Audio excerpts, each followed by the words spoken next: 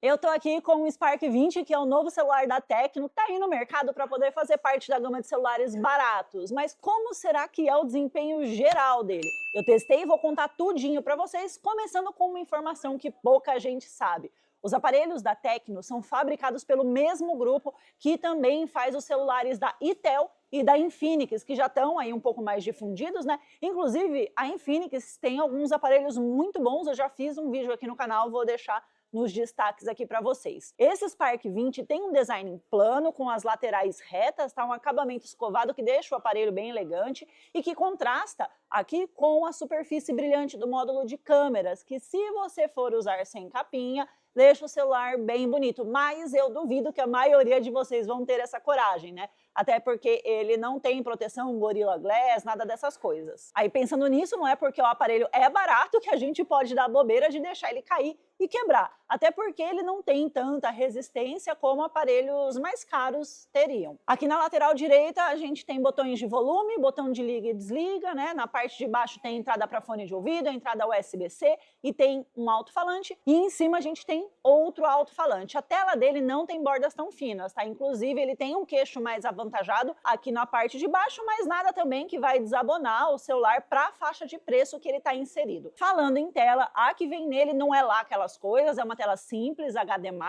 o que eu acho que poderia ser um pouco melhor, já que outros modelos de entrada e da categoria possuem tela Full HD. Só que pelo menos a gente tem 90 Hz de taxa de atualização. O processador dele é um Helio G85, que a gente já está acostumado a ver nos celulares dessa categoria de preço e que não é um mega chipset, tá?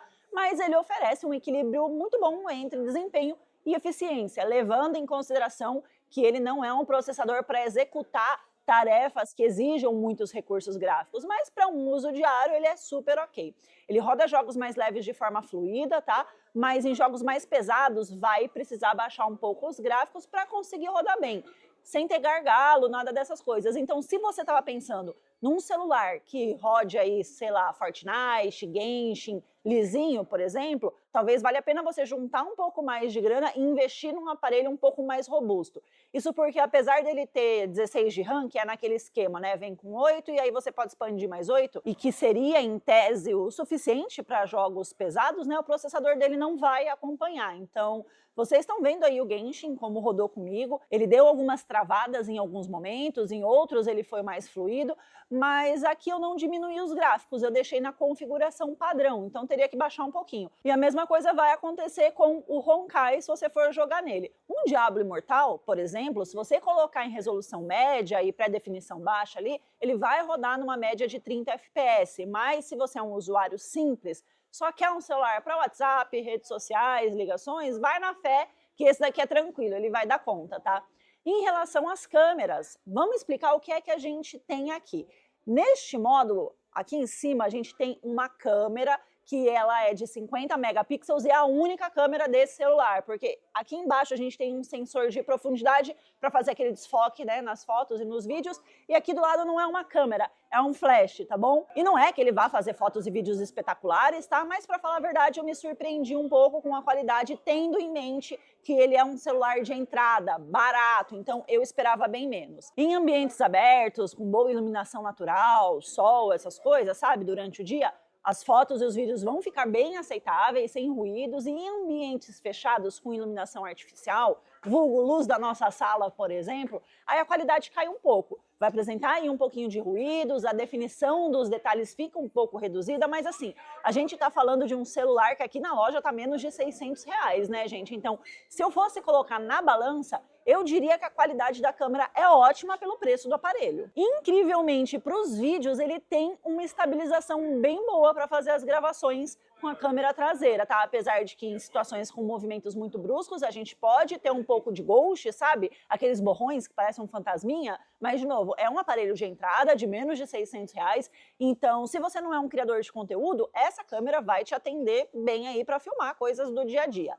Em relação às cores, tanto nos vídeos quanto nas fotos, eu achei que poderia ter um pouquinho mais de contraste, elas poderiam ser um pouco mais vivas, mas também não é nada que vai desabonar ele. A câmera frontal tem 32 megapixels e ela tem uma função de retroiluminação, que é quando o software joga uma espécie de luz para as fotos saírem com mais definição em ambientes com pouca luz ou em ambientes internos. Em relação às cores das capturas, a gente tem a mesma questão da câmera traseira, são cores mais frias, menos vivas, mas o resultado das fotos e dos vídeos são bem decentes e deve atender aí bem um usuário que não é fissurado em ficar fazendo foto e vídeo o tempo todo, tá? Ele vem com uma bateria padrão de 5.000 mAh, que a gente encontra em quase todos os aparelhos de entrada e nos intermediários também, né? E através de um programa de benchmark chamado Benchmark Work 3.0, que simula aí tarefas como edição de fotos, vídeos, navegação na internet e por aí vai, ele conseguiu marcar 13 horas de uso com uma única carga, o que é um resultado muito bom.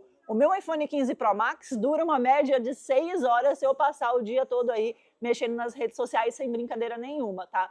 O carregamento dele é padrão também, vem com um pino de 18 watts, que a marca fala que é carregamento rápido, mas a gente sabe que não é, porque ele vai de 0 a 100 em 1 hora e 50 minutos, mas pela faixa de preço não dá para esperar muito mais do que isso também.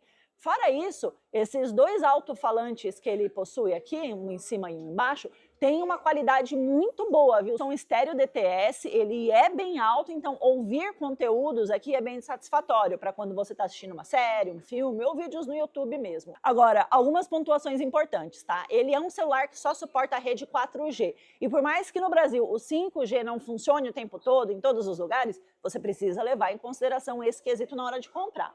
Uma outra coisa, ele não tem NFC. Alguns modelos de entrada estão vindo com esse recurso, mas não é o caso do Spark 20. Mas fora isso, se você está procurando um celular que pareça decente o suficiente, com preço baixo, com alta autonomia de bateria e com câmeras boas para a faixa de preço dele, para poder usar casualmente aí o celular, o Tecno Spark 20 não vai te decepcionar, desde que você leve em consideração todos esses pontos que eu falei aqui para você no vídeo, tá? É um celular de entrada bom para você poder utilizar para tarefas simples.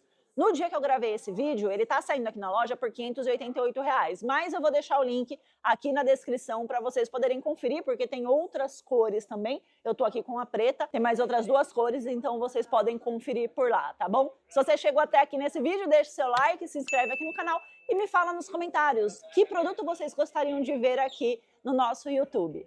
Beijos, tchau!